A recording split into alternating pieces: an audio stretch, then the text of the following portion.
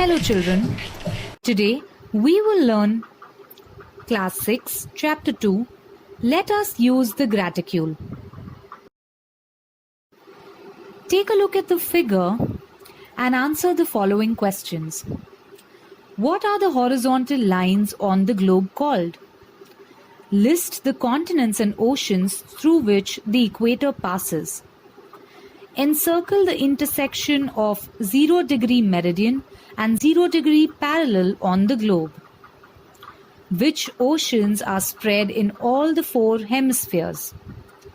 Which continents are spread in all the 4 hemispheres? At which 2 parallels do all the meridians converge? The location and the extent. While describing the location of a place, only 1 parallel and 1 meridian is considered. While describing the extent of a region, 2 parallels and 2 meridians at the extreme ends of the region are considered. While describing the extent of linear features like a river, road, the latitudes and longitudes of their terminal points are considered. Important parallels and meridians. Tropic of Cancer. The parallel at 23 degree 30 seconds north of equator is called the Tropic of Cancer. Tropic of Capricorn. The parallel at 23 degree 30 seconds south of equator is called the Tropic of Capricorn. Arctic Circle. The parallel at 66 degree 30 seconds north of equator is called the Arctic Circle. Antarctic Circle.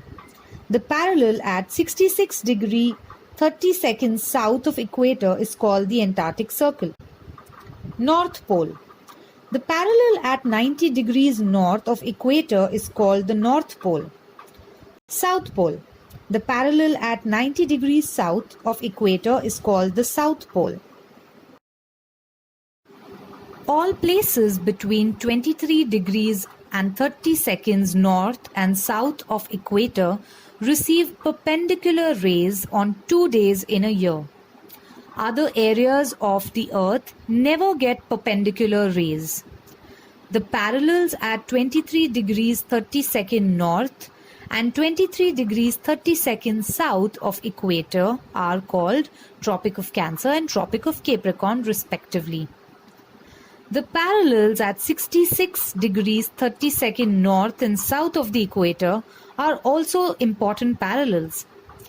In the area between these 2 parallels, throughout the year, daytime lasts within the limit of 24 hours.